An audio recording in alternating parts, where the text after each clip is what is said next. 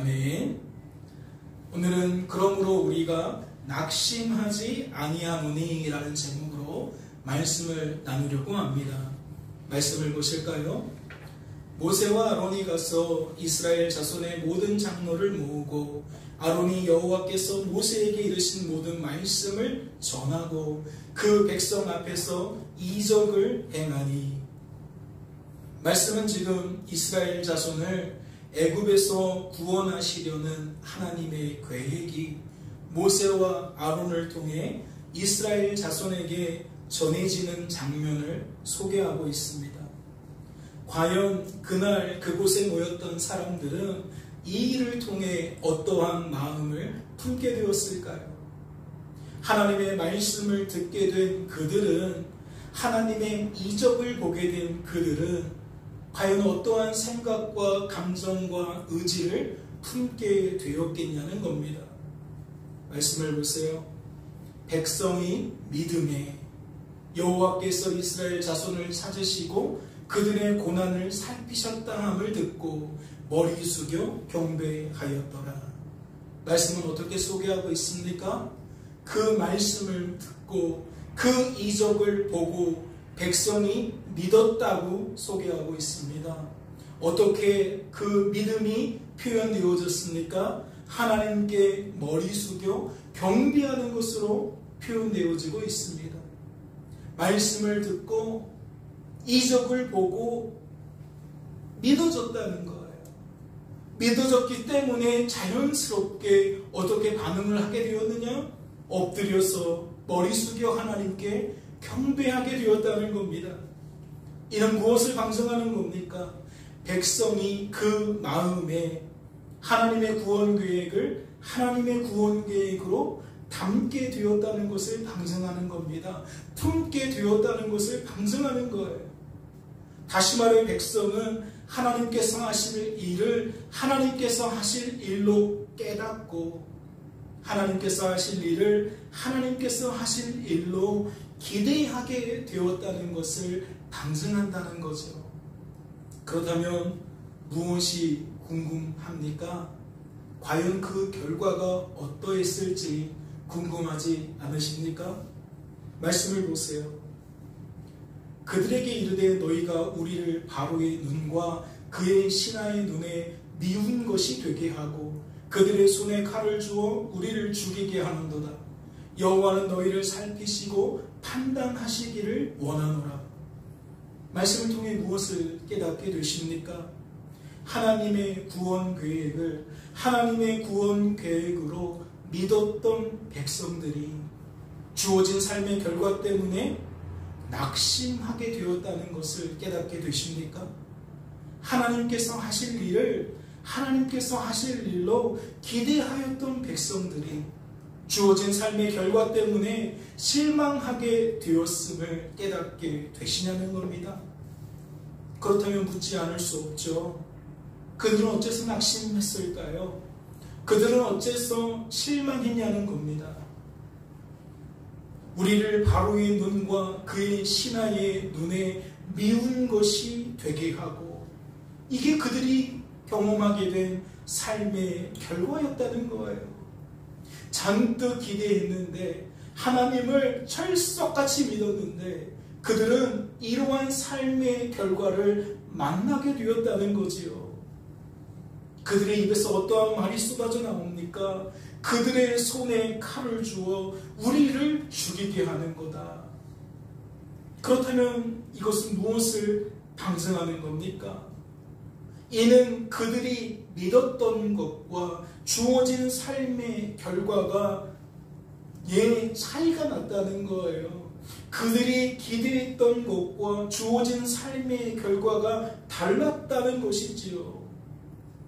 그들은 이러한 삶의 결과를 하나님의 구원 계획 속에 포함시키고 있었을까요? 그들은 이러한 삶의 결과를 하나님께서 하실 일에 포함시키고 있었겠냐는 겁니다. 그러지 못했겠죠. 그러지 못했으니까 이러한 삶의 결과 앞에 낙심하게 되는 거잖아요. 그러하지 못했으니까 이러한 삶의 결과 때문에 실망하게 된 거 아니냐는 거예요. 그렇다면 생각해보지 않을 수 없습니다. 과연 그들이 믿고 있었던 하나님의 구원 계획에는 어떠한 삶의 결과가 포함되어 있었을까요? 과연 그들이 기대했던 하나님께서 하실 일에는 어떠한 삶의 결과가 포함되어 있었겠냐는 겁니다. 이를 알기 위해 우선 이스라엘 자손이 어떠한 상황이었는지, 어떠한 형편이었는지를 잠시 살펴보고자 합니다. 말씀을 보세요. 말씀을 통해 무엇을 깨닫게 되십니까? 이스라엘 자손은 날마다 고된 노동으로, 어려운 노동으로 몸과 마음이 지칠 대로 지쳐 있었다는 것을 깨닫게 되십니까?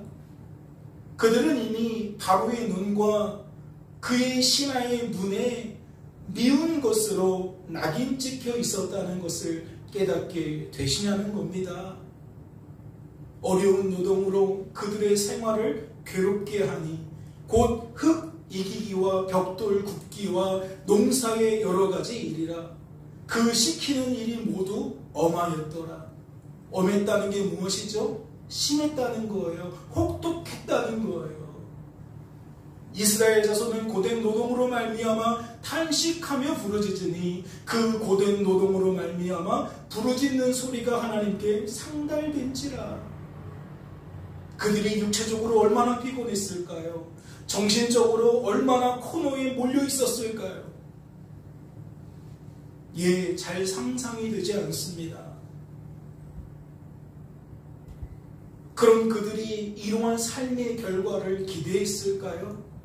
그렇게 잔뜩 움츠릴 수밖에 없는 상황 속에서 신랄 같은 희망으로 하나님의 구원 계획을 받아들였는데, 하나님께서 하실 일을 마음속에 품게 되었는데, 이러한 삶의 결과를 그들이 기대했겠냐는 거예요.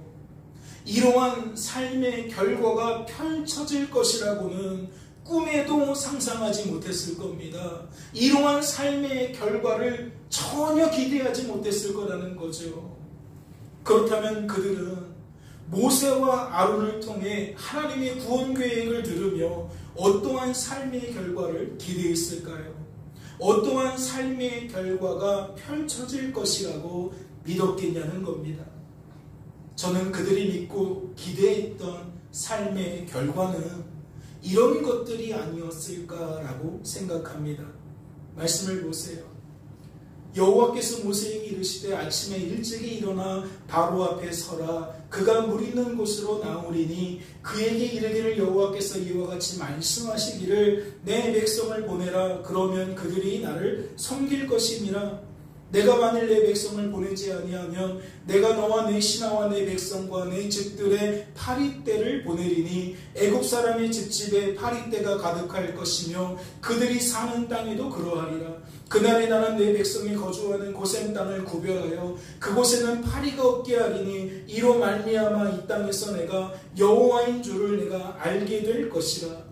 내가 내 백성과 내 백성 사이를 구별하리니 내일 이 표징이 있으리라 하셨다라 하시고 여호와께서 그와 같이 하시니 무수한 파리가 바로의 궁과 그의 신하의 집과 애굽 온 땅에 이르니 파리로 말미암아 그 땅이 황폐하였더라.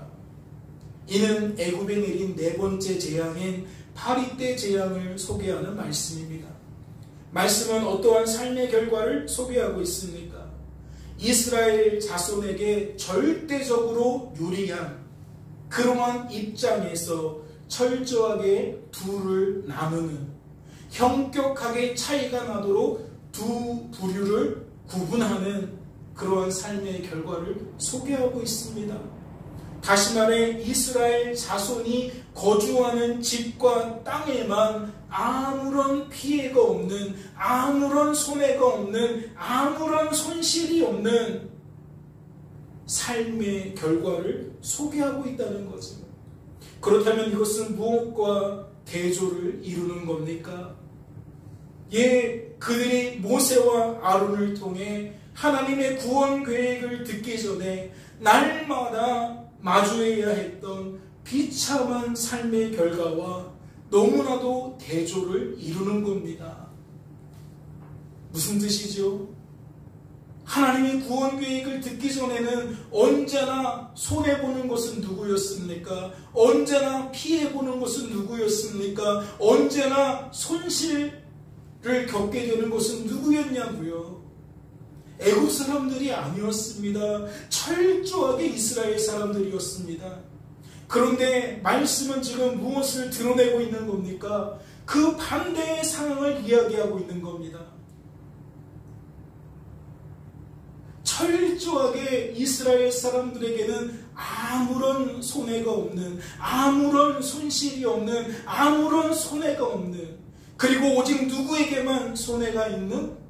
애굽 사람들에게만 손해가 있는, 완전히 반대의 상황을 이야기하고 있다는 거지요. 따라서 저는 이러한 삶의 결과가 그들이 기대했던, 그들이 믿었던 삶의 결과라고 생각합니다. 하나님의 구원 계획을 듣고 그들이 꿈꾸게 되었던, 그들이 잔뜩 상상하게 되었던 삶의 결과가 바로 이러한 모습이었을 거라고 생각한다는 거지요. 그렇다면 묻지 않을 수 없습니다. 그들이 주어진 삶의 결과 때문에 이렇듯 낙심하게 되는 것은 이번이 처음이자 마지막이었을까요? 아니면 이번을 시작으로 계속해서 낙심하게 되었을까요? 말씀을 보세요. 여호와가 이같이 이르노니 내가 이로 말미암아 나를 여호와인 줄 알리라. 볼지어다 내가 내 손에 지팡이로 나일강을 치면 그것이 피로 변하고 나일강의 고기가 죽고 그 물에서는 악취가 나리니 애굽 사람들이 그 강 물 마시기를 싫어하리라 하라. 이것은 애굽에 내린 첫 번째 재앙을 소개하고 있는 말씀입니다. 이어지는 말씀도 보세요. 개구리가 나일강에서 무수히 생기고 올라와서 내 궁과 내 침실과 내 침상미와 내 신하의 집과 내 백성과 내 화덕과 내 떡반죽 그릇에 들어갈 것이며 개구리가 너와 내 백성과 내 모든 신하에게 기어오르리라 하셨다 하라. 이것은 애굽에 내린 두 번째 재앙을 소개하고 있는 말씀입니다. 그리고 이어지는 말씀도 보세요. 여호와께서 모세에게 이르시되 아론에게 명령하기를 내 지팡이를 들어 땅에 티끌을 치라 하라. 그것이 애굽 온 땅에 이가 되리라. 그들이 그대로 행할세 아론이 지팡이를 잡고 손을 들어 땅에 티끌을 치매 애굽 온 땅의 티끌이 다 이와 같이 이가 되어 사람과 가축에게 오르니. 이것은 애굽에 내린 세 번째 재앙을 소개하고 있는 말씀입니다. 과연 이스라엘 자손은 이러한 삶의 결과를 어떻게 받아들였을까요? 말씀을 보세요. 말씀은 네 번째 재앙부터 하나님께서 구별하셨다고 소개합니다. 그렇다면 이것은 무엇을 의미합니까? 지금 말씀에 소개되고 있는 이 첫 번째 재앙과 두 번째 재앙과 세 번째 재앙까지는 이스라엘 자손들도 애굽 사람들과 동일하게 재앙을 겪어야 했다는 것을 의미합니다. 과연 이스라엘 자손은 이러한 삶의 결과를 어떻게 받아들였을까요? 예전처럼 일방적으로 우리들만 고통당하는 것은 아니기에 이 일을 하나님께서 하신 일로 받아들였을까요? 그들이 기대했던 최상의 결과는 아닐지라도 최악의 결과는 아니니까 이 또한 하나님께서 자신들을 구원하시기 위해 하신 일로 그들이 여길 수 있었겠냐는 겁니다. 만약 그렇게 받아들일 수 있었다면 무엇하지 않았을까요? 이러한 삶의 결과 때문에 낙심하지 않았을 겁니다. 만약 그들이 그렇게 여길 수 있었다면 그들은 실망하지 않았을 거라는 거지요. 다시 말해 그들이 믿었던 하나님의 구원 계획에 이러한 삶의 결과까지 포함시킬 수 있었다면 그들은 이 일 때문에 낙심하지 않았을 거라는 거예요. 그들이 기대했던 하나님께서 하실 일에 이러한 삶의 결과를 포함시키고 있었다면 그들은 이러한 삶의 결과 때문에 실망하지 않았을 것이라는 이야기이지요. 이것은 무엇을 방증하는 겁니까? 그들이 주어진 삶의 결과 때문에 낙심하게 된 것은 이것이 처음이자 마지막이었을 거라는 것을 방증하는 겁니다. 이번만 낙심했을 거라는 거죠. 그들은 이번만 실망했을 거라는 겁니다. 하지만 그들이 그렇게 받아들일 수 없었다면 그들은 또다시 낙심하게 되었을 겁니다. 그들이 그렇게 여길 수 없었다면 그들은 또다시 실망하게 되었을 것이라는 이야기이지요. 왜 그렇습니까? 주어진 삶의 결과가 내가 기대했던 것에 여전히 미치지 않으니까, 내가 기대했던 것을 여전히 충족시켜주지 못하니까 그들은 또다시 낙심할 수밖에 없다는 거지요. 주어진 삶의 결과가 내가 믿고 있었던 것과 여전히 차이가 나니까 그들은 또다시 실망할 수밖에 없다는 거예요. 이것은 무엇을 방증하는 겁니까? 그들이 주어진 삶의 결과 때문에 낙심하게 된 것은 이것을 시작으로 첫 번째 재앙을 경험하면서도 낙심했다는 것이고, 두 번째 재앙을 경험하면서도 낙심했다는 것이며, 세 번째 재앙을 통해서도 낙심했다는 것을 방증하는 겁니다. 즉 이번으로 시작해서 그들은 계속해서 주어진 삶 속에서 낙심한다는 것을 방증한다는 거죠. 그렇다면 이스라엘 자손은 네 번째 재앙부터 비로소 낙심하지 않게 될 겁니다. 네 번째 재앙부터 10번째 재앙까지는 그들이 기대했던 것과 주어진 삶의 결과가 일치하니까, 그들이 믿었던 것과 주어진 삶의 결과가 다르지 않으니까 비로소 그들은 실망하지 않았을 거라는 이야기이지요. 사랑하는 성도 여러분, 그렇게 저는 여러분에게 묻지 않을 수 없습니다. 여러분은 주어진 삶의 결과에 대해서 어떻게 반응하고 계십니까? 주어진 삶의 결과는 이렇듯 크게는 세 종류로 구분할 수 있을 텐데 여러분은 어떻게 반응하며 지내고 계시냐는 겁니다. 말씀을 보세요. 그러므로 우리가 낙심하지 아니하노니 우리의 겉사람은 낡아지나 우리의 속사람은 날로 새로워지도다. 말씀은 그러므로 우리가 낙심하지 않는다고 소개하고 있습니다. 이러한 표현은 고린도후서 4장에서 무려 3번이나 반복됩니다. 말씀을 보세요. 그러므로 우리가 낙심하지 아니하고 우리가 낙심하지 아니하며. 그렇다면 이것은 무엇을 방증하는 걸까요? 고린도후서 4장 말씀은 낙심하지 않는 것에 대해서 강조하고 있다는 것을 방증하는 겁니다. 그렇다면 잘 생각해 보세요. 고린도후서 4장 말씀은 낙심하지 않는 것을 누구에게 강조하고 있는 걸까요? 주어진 삶 속에서 낙심하지 않고 있는 사람에게 이것을 강조하고 있는 걸까요? 아니면 주어진 삶 속에서 낙심하고 있는 사람에게 이것을 강조하고 있는 것일까요? 이건 그렇게 생각해 볼 필요 없지요. 낙심하고 있는 사람에게 낙심하지 않는 이유를 강조하고 있는 겁니다. 그렇다면 말씀을 보세요. 이 말씀이 의미하는 바가 무엇입니까? 악하고 약하고 무능한 우리들은 사방으로 우겨쌈을 당할 때에 뭐 하게 된다는 거죠? 낙심하게 된다는 거예요. 또한 악하고 약하고 무능한 우리들은 답답한 일을 당하게 될 때에 무엇하게 된다는 거죠? 낙심하게 된다는 거예요.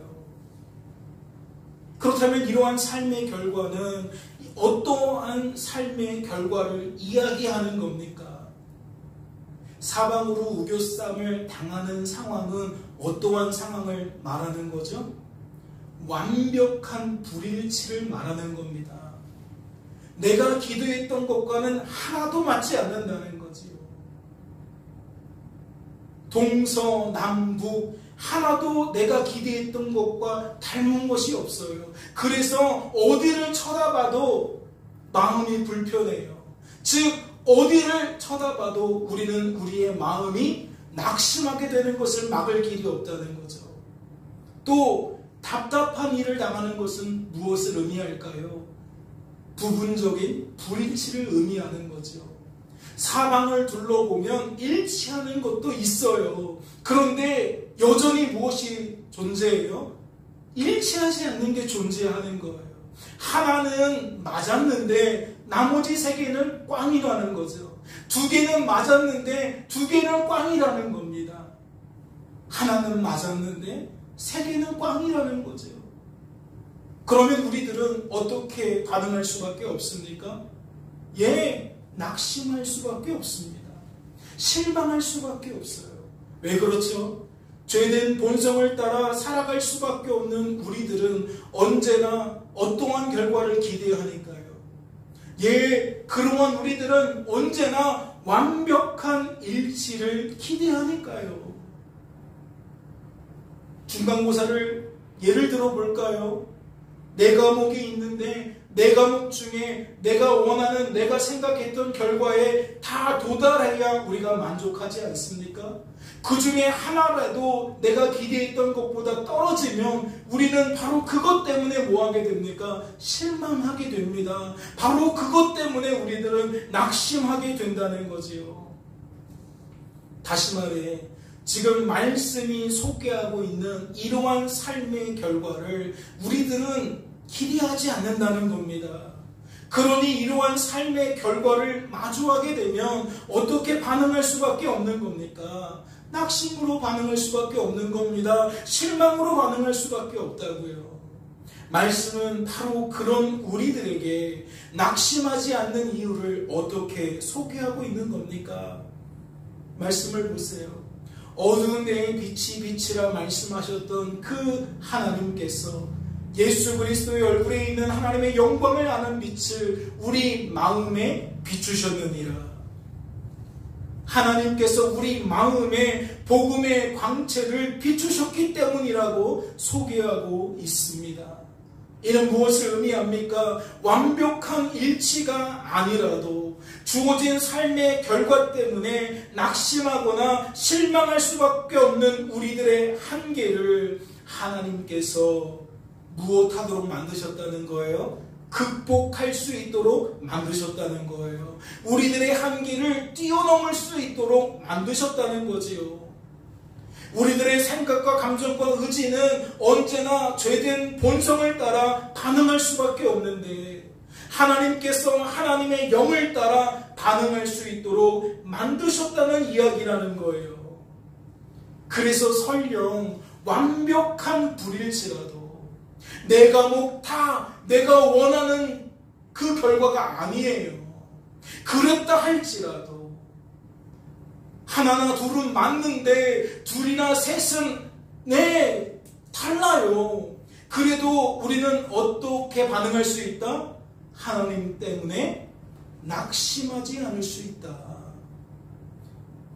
물론 여러분들 중에는 나는 시험 성적과 아무런 관계없는데요, 내가 기대하지도 않고 뭐 그런 것들이 그렇게 크게 영향받지 않아요 라고 엉뚱하게 반응할지도 모르겠어요.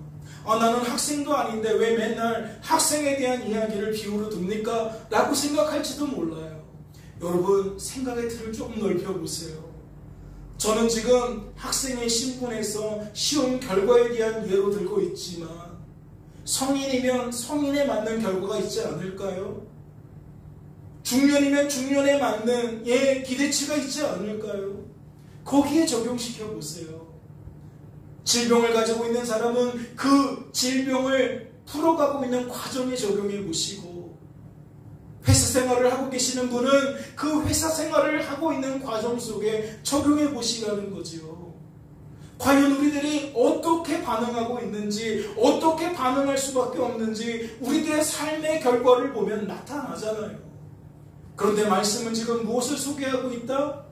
설령 그 결과가 완벽한 불일지라도, 부분적인 불일지라도 우리들은 하나님 때문에 낙심하지 않을 수 있게 된다는 거예요.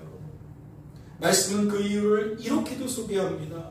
그러므로 우리가 이 직분을 받아 긍휼하심을 입은 대로 낙심하지 아니하고, 이에 숨은 부끄러운 일을 버리고 속임으로 행하지 아니하며 하나님의 말씀을 혼잡하게 하지 아니하고 오직 진리를 나타내므로 하나님 앞에서 각 사람의 양심에 대하여 스스로 추천하노라. 이는 무엇을 의미합니까? 악하고 약하고 무능한 우리들은 죄가 가득한 이 세상의 죄된 상식과 가치관에 매여서 무엇을 따라 살 수밖에 없습니다. 사람 논리와 환경 논리를 따라 살아갈 수밖에 없습니다. 그 결과가 무엇입니까? 번번이 낙심하는 겁니다. 학교라는 곳에 나아가게 되면 선생님들이 늘 심어주는 그 가치관의 벽이 있지요. 친구들과 대화를 하다 보면 친구들이 만들어 놓은 그 틀이 있습니다. 그러니까 우리들은 그 틀에 우리가 들어가지 못할 때에, 그 기준에 들어가지 못할 때에 우리는 어떻게 반응한다는 거죠? 낙심하게 된다는 거예요. 또한 무엇을 말하고 있는 겁니까? 번번이 숨은 부끄러움의 일을 행하게 된다는 거예요. 분명한 방법도 동원할 수 있는 거 아닙니까? 옆반과 함께 스포츠 경기를 하는데 너무나도 이기고 싶은 마음이 강하니까, 이거 지게 되면 놀림감 되고, 이거 지게 되면 너무 속상할 걸 아니까 무엇도 하게 되는 겁니까? 무엇도 서슴지 않는 거예요? 반칙도 서슴지 않는 거죠. 규칙을 어기는 것도 서슴지 않는 거예요. 또 어떤 반응이 나오겠어요? 속이는 거죠. 친구를 속이는 거예요. 선생님을 속이는 거예요. 여러분, 우리가 주어진 삶 속에서 번번이 낙심하고 부끄러운 일을 행하고 속이는 이유가 무엇이라는 겁니까? 죄가 가득한 이 세상의 상식과 가치관에 매여서 사람 논리와 환경 논리로만 우리의 삶을 바라보고 그 결과를 받아들이니까 그 틀 안에서 행동하다 보면 때로는 속이기도 하고 때로는 부끄러운 일도 행하는 거고, 원하든 원치 않든 낙심하게 되는 거예요. 다시 말해 빈번하게 죄의 열매를 맺으며 살 수밖에 없다는 거죠. 말씀은 또한 무엇을 드러내고 있습니까? 죄된 본성을 따라 인생을 내가 사는 것으로 여기기 때문에 우리들은 혼잡하게 말한다고 이야기합니다. 이는 무엇을 나타내는 거죠? 무엇을 보고 무엇을 들어도 내 입에서 나가는 말은 항상 사람 중심의 말이라는 거예요. 환경 중심의 말이라는 거지요. 하나님의 말씀을 펼쳐놓고 읽어도 사람밖에 눈에 안 들어와요. 내게 주어진 삶의 결과를 바라볼 때에도 늘 사람이 제우선입니다. 삶의 결과도 마찬가지예요. 늘 환경이 제일 원인인 거죠. 그러니까 내 입에서 하나님 이야기는 점점점 뒷전으로 밀릴 수밖에 없다는 겁니다. 말씀을 빗대어 이야기하자면 하나님께 받은 것 같이 그렇게 바라볼 수 없다는 거죠. 그렇게 바라볼 수 없으니 그렇게 말하지 못한다는 겁니다. 하나님 앞에서 내가 지금 말하고 있다는 것으로 여겨지지 않으니까 늘 사람에게 말하는 것처럼 말하게 되고, 그리스도 안에서 말하는 것처럼 여겨지지 않으니까 늘 뭐예요? 그리스도 밖에서 말하는 것처럼 말하게 되는 거지요. 그런데 말씀은 어떻게 소개합니까? 하나님께서 베풀어 주시는 긍휼하심을 입게 되면 우리들은 달라진다는 거예요. 인생을 내가 사는 것으로 여길 수밖에 없는 우리들이 그리스도께서 사시는 것으로 여겨지기 때문에 뭐 하게 된다는 거죠? 순전하게 말하게 된다는 겁니다. 주변 사람들이 아무리 사람 논리, 환경 논리를 들이대면서 끊임없이 말하게 된다 할지라도 우리들은 그렇게 따라가지 않는다는 거지요. 우리는 그들과 구별된 소리를 내게 된다는 겁니다. 하나님의 말씀을 보면서도 하나님을 보게 된다는 것이고, 주어진 삶과 그 결과를 바라볼 때에도 우리들은 하나님을 보게 된다는 거예요. 그러니까 말하는 것이 사람 이야기가 줄어들고 환경 이야기가 줄어들고 하나님 이야기가 더 많은 부분을 채우게 되는 거지요. 그러니까 어떠한 반응으로도 이어집니까? 낙심하지 않는 반응으로도 이어지는 겁니다. 내가 성격이 좋아서 50점 맞고도 막 하하하 거리는 게 아니에요. 내 인성이 아주 훌륭해서 10대 0, 100대 0으로 줘도 우리는 해맑게 아이고 그럴 수도 있지 이럴 수 있는 게 아닙니다. 하나님 안에서 삶과 그 결과를 바라보고 받아들이니까 실패조차도 고통조차도 우리를 낙심하게 만들 수 없는 거예요. 그 속에서도 하나님을 발견하게 되어지니까 우리들은 다른 사람들이 보지 못하는 것을 보게 되니까 낙심하지 않는다는 거지요. 또 숨은 부끄러운 일을 행하지 않는다는 거예요. 그럴 필요를 못 느낀다는 거지요. 굳이 내가 반칙 써가면서 이게 필요가 뭐가 있냐는 거예요. 내가 하나님이 보고 계신다는 걸 아는데, 하나님이 그런 것들을 싫어한다는 것을 아는데 내가 굳이 남을 속여가면서 그렇게 살아갈 이유가 무엇이냐는 거죠.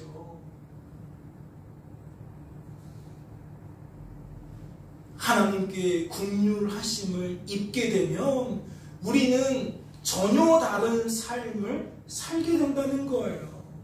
완벽한 일치와 완벽한 불일치와 부분적인 일치와 불일치 속에서 갈팡질팡하면서 살아가는 것이 아니라 완벽하든 부분적이든 그것이 일치하든 불일치하든 우리는 그것을 뛰어넘어서 전혀 다른 모습으로 살게 된다는 것이지요. 근데 그것을 성품으로 해석할 수 있어요? 그런데 그것을 환경 논리로 해석할 수 있어요? 사람 논리로 헤아릴 수 있냐는 거예요. 전혀 그럴 수 없는 거예요. 다시 말씀을 보실까요? 그러므로 우리가 낙심하지 아니하노니 우리의 겉사람은 낡아지나 우리의 속사람은 날로 새로워지도다. 그렇다면 우리들은 이 말씀의 의미를 어떻게 여기면 좋을까요? 하나님 때문에 말씀에 소개된 우리가 낙심하지 않게 되는 것으로 여겨야 합니다. 완벽한 일치를 경험하고 있기 때문에 낙심하지 않는 것이 아니라 설령 완벽한 불일치라 할지라도 일부분의 일치와 불일치라 할지라도 사람 논리와 환경 논리에 매여 있지 않으니까 뭐 할 수 있다? 낙심하지 않을 수 있다. 그것을 어떻게 드러내고 있는 겁니까? 겉사람이 낡아질지라도 낙심하지 않게 된다는 거예요. 나이들을 들어가면서 사람들이 점점 어떠한 말들을 하는지 아십니까? 너는 아직 어려서 그래. 너는 아직 젊어서 그래. 너도 내 나이 돼봐. 외로움을 느끼게 될걸. 고독하다는 걸 느끼게 될걸. 건강이라는 것에 대해서 새롭게 여기게 될 거야. 이건 무슨 이야기죠? 세월이 가면 갈수록 내 육신이 약해져 가는 것을 보면서 우리는 뭐 할 수밖에 없다는 거예요. 실망할 수밖에 없다는 거예요. 낙심할 수밖에 없다는 거죠. 어제는 분명히 공원을 한 바퀴 도는데 숨이 차지 않았어요. 그런데 이것은 작년과 달라. 올해가 되니까 공원 한 바퀴 도는 것이 쉽지 않아. 예전에는 1시간이면 충분히 돌았을 수 있는데 지금은 1시간이 되면 반 바퀴 못 가. 그러니까 뭐 하는 게 되는 거예요? 세월 앞에 장사 없다고 낙심하게 되는 거예요. 예전에는 없던 주름이 자꾸만 생겨요. 피부의 탄력이 점점점 떨어져요. 그러면 어떻게 된다는 거죠? 낙심하게 된다는 거예요. 실망하게 된다는 거예요.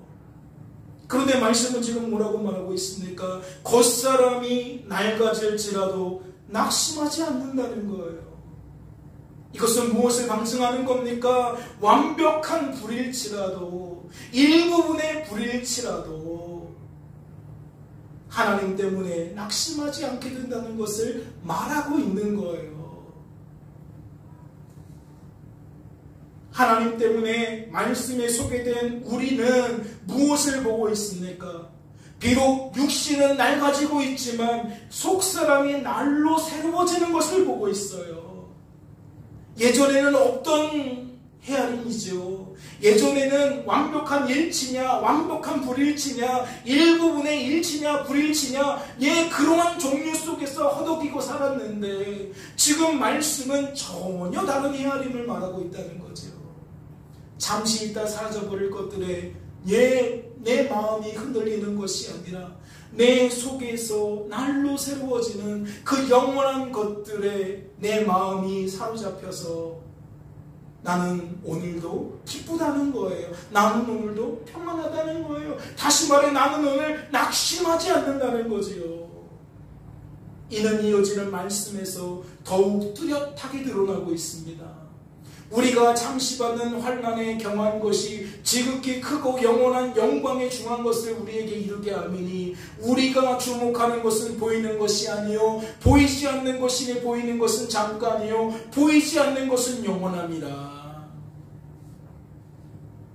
하나님 때문에 말씀에 소개된 우리는 이전에는 이러한 헤아림을 가질 수 없었는데 이러한 헤아림을 갖게 되었다는 거예요. 생각해 보세요.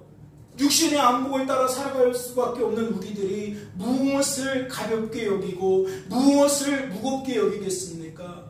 무엇을 경하게 여기고 무엇을 중하게 여기겠냐는 거예요. 다시 말해 사람 논리, 환경 논리에 매여 살아갈 수밖에 없는 우리들이 무엇을 주목하며 살아가겠냐는 거지요. 말씀에 소개된 것처럼 잠시 받는 환난을 경하게 여길까요? 만약 그렇다면 주어진 삶 속에서 애굽 사람들 때문에 날마다 어려운 노동을 하게 된 그 상황, 고된 노동을 하게 된 그 상황 흔들릴 까닭이 있습니까? 이러한 삶의 결과 때문에 낙심할 필요가 있냐고요.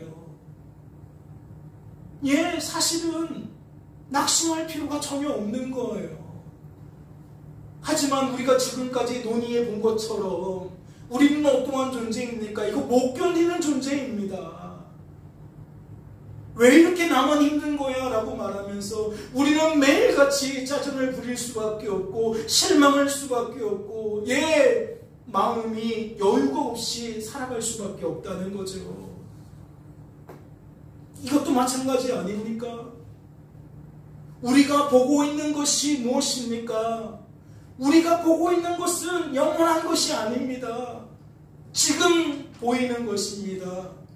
그것이 시험 성적일 수 있고 경기에서 이기는 것일 수 있잖아요. 질병에서 고침받는 것일 수 있고 이번 달 나아가는 그 돈이 해결되는 거잖아요. 빚을 빨리 갚는 거잖아요. 나의 마음을 답답하게 만드는 그 상황을 하루라도 빨리 해결하는 거잖아요.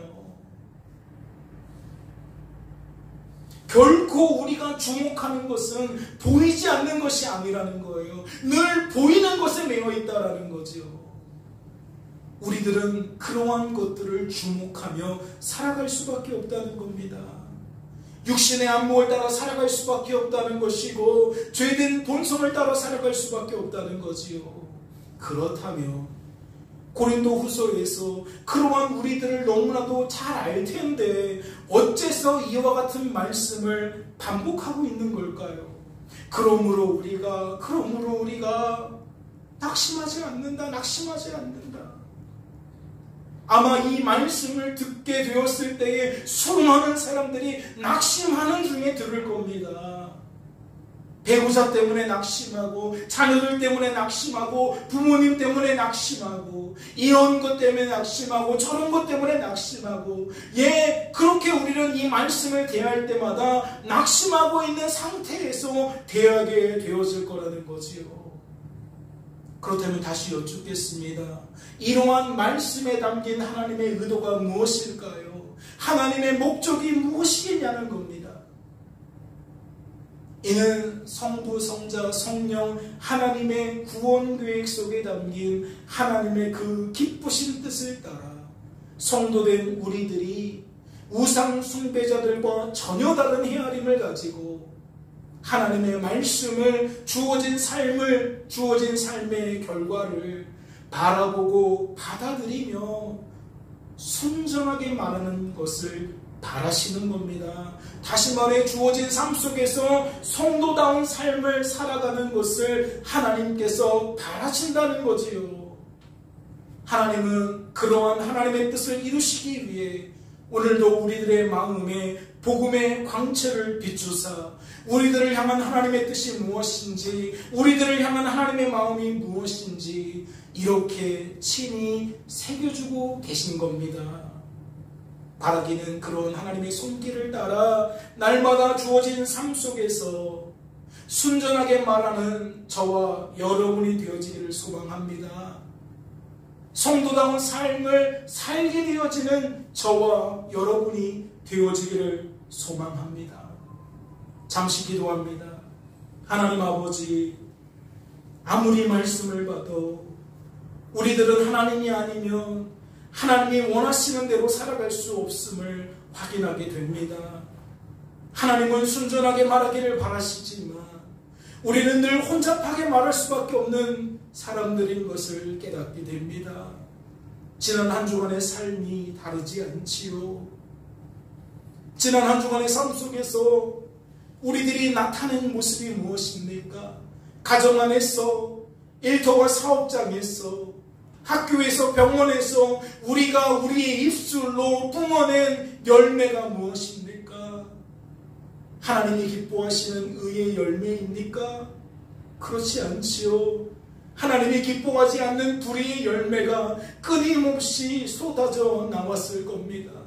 하나님은 우리들이 낙심하지 않기를 바라시지만 우리들은 번번이 낙심할 수밖에 없는, 여전히 숨은 부끄러운 일을 행할 수밖에 없는, 번번이 속이는 삶을 살아갈 수밖에 없는 그러한 모습들을 드러냈을 겁니다. 그러나 하나님, 오늘도 말씀을 통해 하나님이 그런 우리들에게 경종을 울리시는 까닭이 무엇입니까? 하나님은 그것을 기뻐하지 않으시기 때문입니다. 그것은 하나님의 작품이 아니기 때문입니다. 하나님, 내 힘으로 살려고 하는 생각과 감정과 의지를 우리들은 끊어낼 수 없습니다. 주님, 우리를 불쌍히 여겨주옵소서. 그리하여 말씀에 있는 것과 같이 긍휼하심을 받은 대로 낙심하지 않게 하여 주옵소서. 복음의 광채가 비춰질 때에 우리는 낙심하지 않게 되는 줄로 믿습니다. 새롭게 주어진 한 주간의 삶 속에서도 순전하게 말하게 하시고 주어진 삶의 결과를 우리가 만족으로 받아들일 수 있도록, 기쁨으로 받아들일 수 있도록 우리가 더욱 하나님을 바라보고 의지하고 그렇게 살아갈 수 있도록 도와주시옵소서. 주께서 우리를 붙들어 주실 줄로 믿고 감사드리며 이 모든 말씀 우리를 주 예수 구원하신 예수님의 이름으로 기도하옵나이다. 아멘.